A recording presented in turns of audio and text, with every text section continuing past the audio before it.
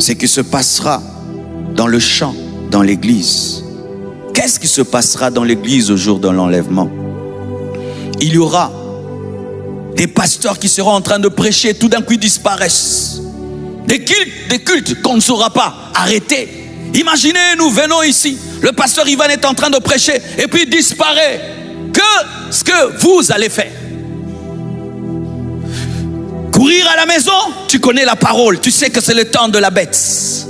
Restez à l'église, on viendra se moquer de vous. Comment vous êtes restés?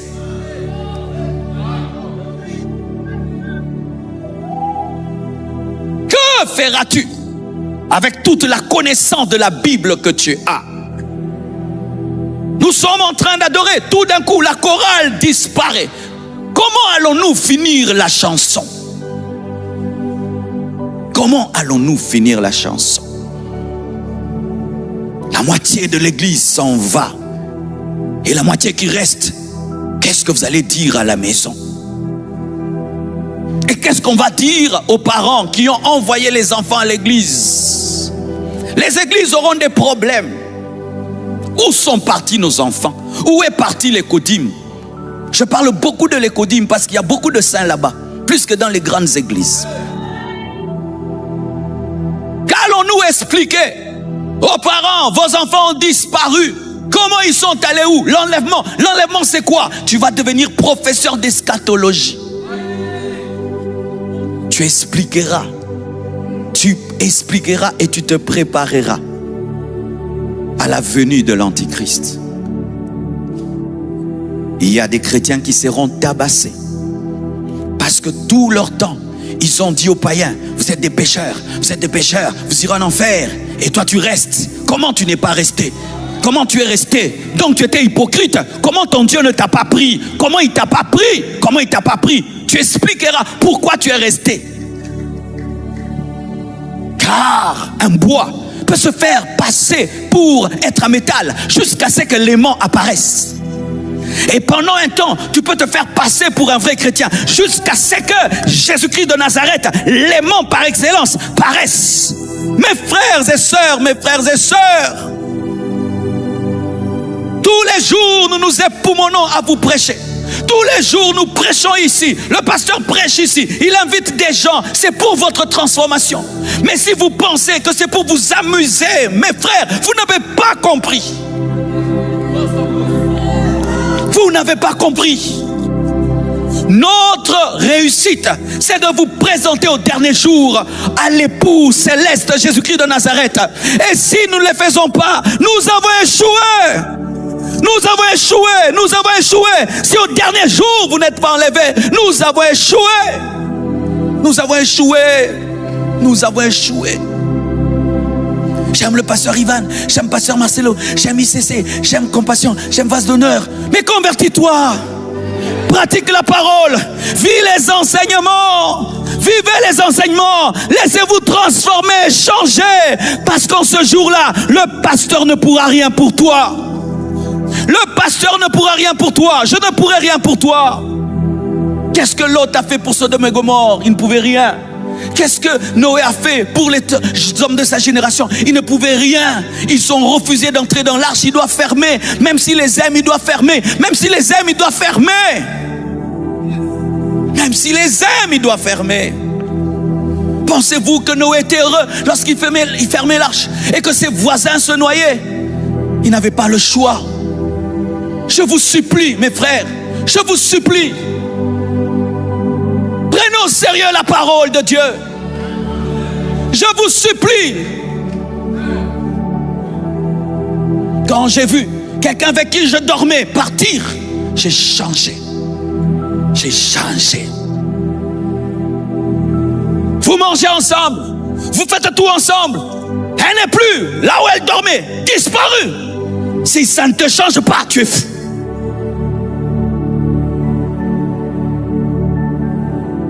Mes frères et sœurs, nous pouvons venir à l'église sans être l'église. Nous pouvons venir à l'église sans être des vrais disciples de Jésus. Nous pouvons venir à l'église, mais tout tout en refusant de pratiquer la parole de Dieu dans notre vie secrète.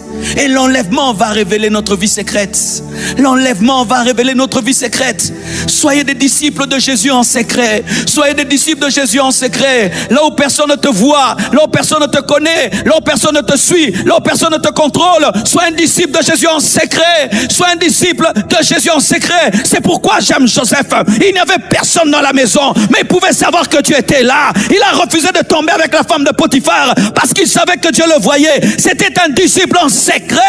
En secret, en secret. Tu es fidèle devant Dieu par rapport à l'argent, par rapport à l'impudicité. Tu es fidèle devant Dieu en toutes choses, même si ton pasteur ne te voit pas, même si ton église ne te voit pas, même si ton père, ta mère, ta femme, ton mari ne te voit pas, mais devant Dieu, parce que l'enlèvement, c'est pour le secret.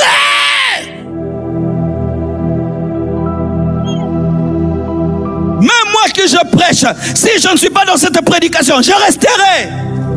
Mais moi qui te prêche comme ça, si je ne suis pas dans cette parole, je resterai. Tes pasteurs resteront. Tes pasteurs resteront. Tes serviteurs de Dieu resteront. Des hommes connus comme spirituels resteront. Parce qu'ils se sont contentés du témoignage que les hommes leur donnent au lieu d'avoir le témoignage que Dieu donne. Que ton témoignage ne vienne pas de l'église, que ton témoignage ne vienne pas des hommes, que ton témoignage vienne du Saint-Esprit et que l'Esprit puisse dire à ton esprit que tu es un enfant de Dieu et que Dieu puisse parler de toi comme il a parlé de Job et qui a dit à Satan, tu as vu mon serviteur Job.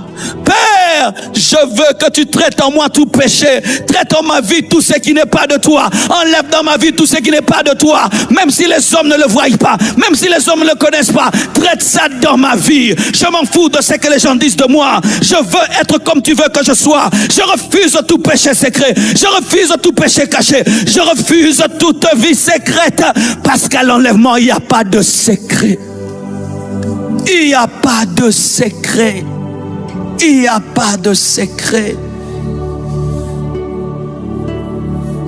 Le jour de l'enlèvement, voici un mot, une phrase qui reviendra. Si j'avais pris la parole de Dieu au sérieux, si j'avais bien écouté mon pasteur, si j'avais pris au sérieux ce qu'on me disait, si j'avais pris au sérieux, si j'avais pris au sérieux. Mes frères, être vivant et entendre un tel message est une grâce de Dieu qui te permet de te préparer, qui te permet de te mettre en ordre. C'est une grâce de Dieu, une grâce de Dieu, une grâce de Dieu, une grâce de Dieu, une grâce de Dieu. Si j'avais pris au sérieux, si je m'étais préparé, si j'avais compris, si j'avais saisi, tu es vivant. Tu peux prendre une décision ce matin. Tu es vivant. Tu peux décider ce matin. Dans le champ des disparitions, à la meule des disparitions, dans le lit des disparitions et dans le monde entier. Ça, c'est une conviction personnelle. Je crois qu'il y aura des mottes de vêtements partout. Parce qu'on nous dit que lorsque Jésus-Christ est ressuscité, il a laissé les linges. Et on nous dit aussi que lorsque Élie est parti, il a laissé le manteau. C'est-à-dire que quand quelqu'un est enlevé, ses vêtements restent là. Il y aura des vêtements partout. Et j'ai vu des païens, le film Left Behind, ils ont aussi fait cela. J'ai dit peut-être c'est la même partout. Imagine ton bébé qui est parti et tu serres ses vêtements dans tes mains. Ta femme est partie et te laisse son pyjama. Tu peux vivre avec ça, mes frères. Si la prédication ne nous change pas, l'enlèvement nous changera, mais pour devenir des martyrs de la tribulation. Car ceux qui vont rester et qui vont comprendre, qui sont restés parce qu'ils étaient charnels et immatures, ils vont décider de braver la marque de la bête, mais ils seront décapités. Car si tu rates l'enlèvement, mais tu refuses d'adorer la bête, tu dois accepter de perdre ta tête. Es-tu capable de cela? Regarde déjà ces petites souffrances d'ici-bas. Comment est-ce qu'elles t'ébranlent? Penses-tu que tu pourras défendre ta foi face à l'épée? Défendre ta foi face à une épée Une décapitation, pourras-tu le faire? En as-tu la force? Combien de gens ont renié leurs convictions parce qu'ils avaient peur de souffrir? Maintenant mourir, maintenant mourir. Oui, la Bible dit qu'il y a des martyrs qui sortiront de la tribulation. Ce seront des hommes qui auront refusé d'être décapités. Est-ce que tu seras parmi eux? Saisissez ce temps de la grâce. Saisissez ce temps de la grâce. Saisissez ce temps de la grâce. Saisissez ce temps de la grâce. Oh Seigneur.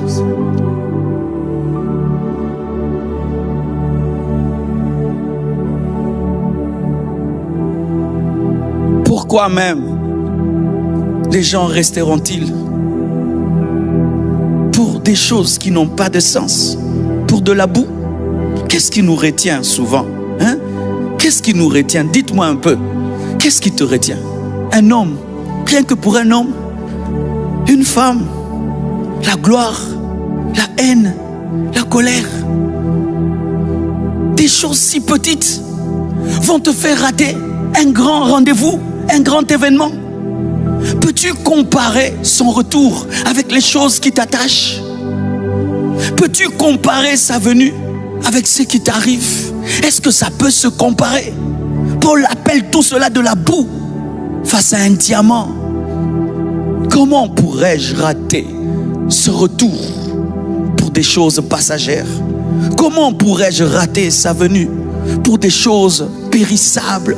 Comment pourrais-je rater sa venue pour des hommes mortels? Qu'est-ce qui vous retient? La plupart des jeunes, la pornographie, la masturbation. Tu vas rater ça que pour un plaisir de 5 minutes, pour le plaisir des yeux, pour les sens. Tu vas rater ça, rien que pour ça. Rien que pour ça. Non, réveille-toi. Aujourd'hui, je sonne la trompette comme cet homme qui est venu et qui a sonné la trompette dans la nuit alors que l'épouse dormait et lui a dit: voici l'époux, allez à sa rencontre, réveillez-vous.